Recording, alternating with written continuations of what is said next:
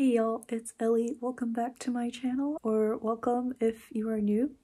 Today I'm going to be doing a time-lapse of this art piece I made. It did indeed take over 48 hours. As a matter of fact, 48 hours is a little bit of an understatement. I kept track in my planner and your girl spent over 55 hours on this bad boy, so stay tuned for a time-lapse of the arts.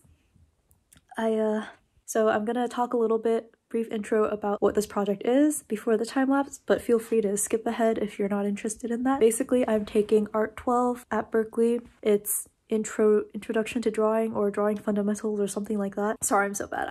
I never remember like exact course titles or like even professor names. I'm terrible, I know. Anyway. Yeah, I decided to take the class because I wanted to force myself to draw more and hopefully improve on my technique for traditional art, I guess, like for drawing, like pencil drawing and stuff. And so for this piece, the prompt was to kind of create a remix. So he went over like what a remix is. You take some original source, like if you think like mixtapes or whatever, take a bunch of clips and like make them into something new, that kind of thing. So you can like use one or more sources and frame it in a different way. And so our project was to make a collage style remix, I guess, of whatever we want. But we wanted, or the professor wanted us to use different textures in the thing. And then after we were done with the collage, the professor had us copy that and redraw it onto this large sketch pad. I believe it's 18 by 24 inches, which is freaking huge. So yeah, that was why it took so long. I decided to use colored pencils. So without further ado, let us hop into my actual project. So for the first few days, I browsed through a lot of magazines to find a source, and I really liked this ad I came upon. And then I was trying to figure out the rest of the collage, so I used some of my old crafts things for making gifts and stuff. There's a piece of old pants that ripped there too that I didn't end up using, and I had some construction paper which I used as the background. So because of the materials, I decided to name this piece Scraps, and it kind of goes along with the concept too, which I'll talk about later. After I put together my collage, I spent a couple of days transferring the images onto the larger paper. It ended up being exactly twice the dimensions of the small collage, so like 4 times the area. So I used a ruler and it took forever. And now we get into coloring. So I started with the 2 bows. I wasn't sure how it was going to turn out, but I wanted to mimic the texture by using some cross-hatching, which is basically like crisscrossing lines. So yeah, for everything here, I started by like erasing the pencil marks so that I could barely see them. So if it's a lighter color, the dark pencil wouldn't show through. With colored pencils, it's like honestly all about layering. I am not an expert by any means, but I am definitely much improved from like my elementary school self.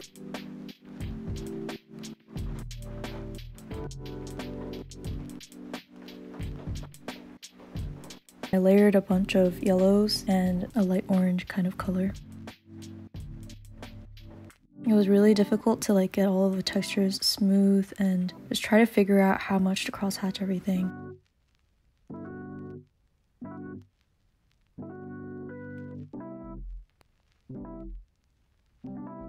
Oh, sorry about the exposure issue there. The app I was using, sometimes when I think I locked the exposure, it turns out it didn't, so I realize it later as I start the next video. And yeah, that was my progress for the day. So for day 2, I continued working on the bows, and I also worked on the ribbon. So now I'm layering in browner colors. The last thing I did the night before was layer on a bronze color. Here I am adding, I think, some brown and gray. I don't remember exactly what colors they are. I wanted the bulk of the ribbons to have brown and gray like lines on them, so that feel of the fabric comes through, because it's very like you can see every single thread kind of thing. And I think the layering worked out pretty successfully actually. When I was in the middle of adding some of the darker colors, I thought it would turn out terrible because it looked so different from just the yellows and oranges.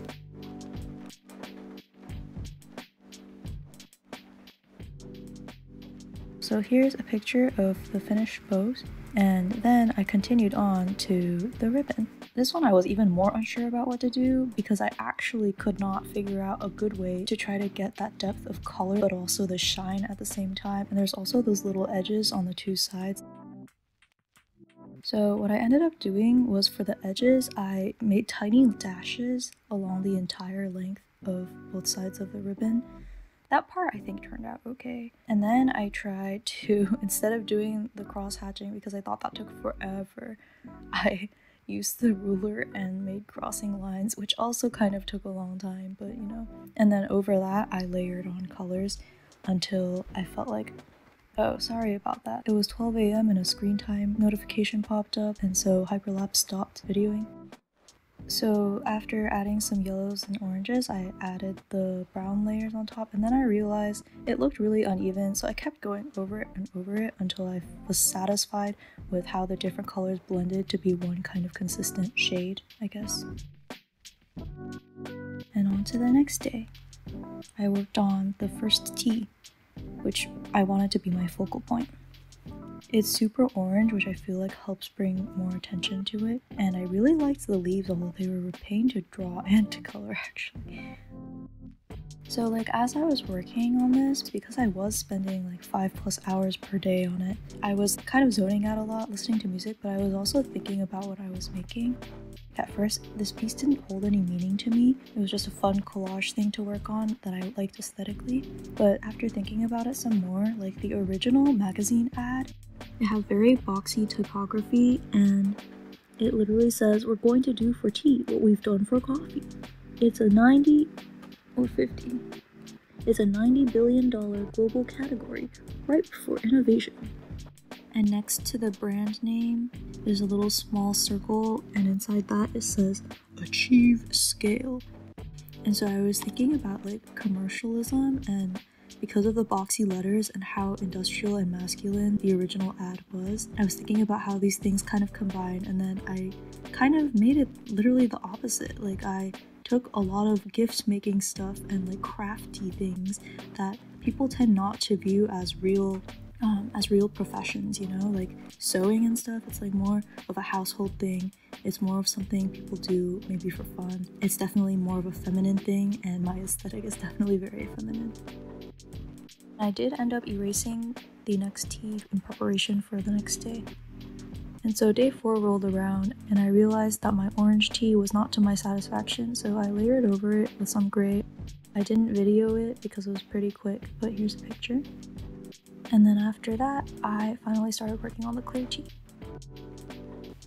So continuing my conversation from before, this piece, it's also the opposite of commercialism. Like this is not some global product. It's literally a one-time piece of art that it will be made by one person, and there will be one of it in the world. Or I guess 2 if you count these 2, like the original versus this drawing, as separate copies. But yeah, I just felt like those were some interesting thoughts I had about this project that I wanted to share.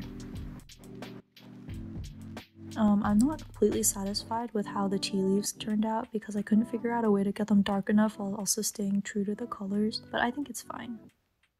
The next day was going to be a doozy. I was planning to work on these 3 things. Seems like a lot, but they're kind of small, so. This orange tag here, which is behind the ribbon, is a depiction of a luggage tag on paper, I guess. Yeah, as you can see, it went by pretty quick, comparatively at least. It still took like maybe an hour, but you know. And the next thing I worked on was the canvas thing in front of the orange tea.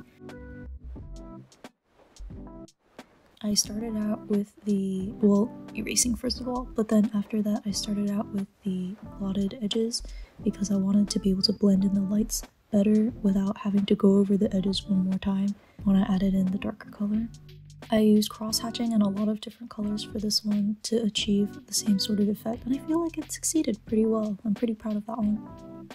And then the third and last thing I did for the day was color in these cream circles, just to sort of get ahead on that, because I knew it would be really brainless work.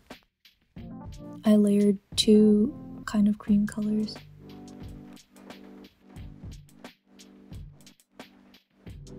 And yeah, it's finally starting to look more like a finished product.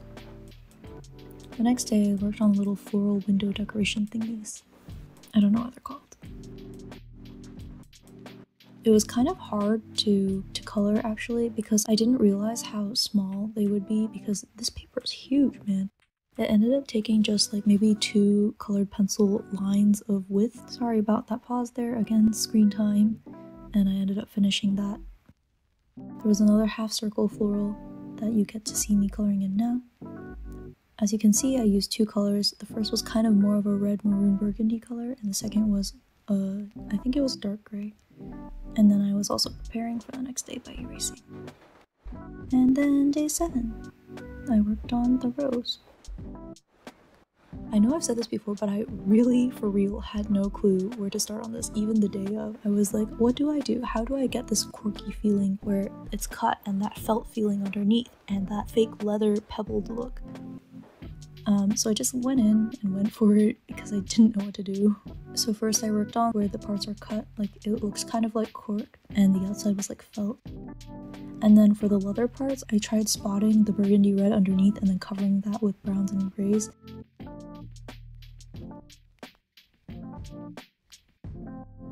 It did achieve a texture, but is it the correct one? Not exactly, but it's okay. I gave it a good go. I forgot to mention this in the title for this day, but I also worked on the shadows of the teacups. Well, this picture is more accurate because I flipped the orientation when I pasted them. So this part was more brainless work. I used 3 colors. I used more of the maroon around where the orange tea was because I wanted to make it the focal point, so I wanted the black there to be slightly different and darker and more rich. The next day, all I had left to do were the blue circles. Except I also ended up retouching some of the rose a little bit, just a tiny bit. It turned out slightly better than before. And then the blue circles that are all over. Literally all over. I had such a time drawing these things. I didn't use a compass, I used the ruler. I found where the middle point was, and then I literally like rotated the ruler and marked at the place, and then I hand drew the circles. So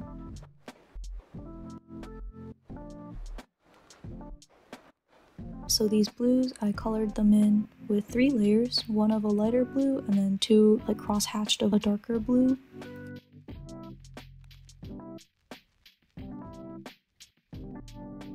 I also use a darker blue for making the outlines of all of these circles.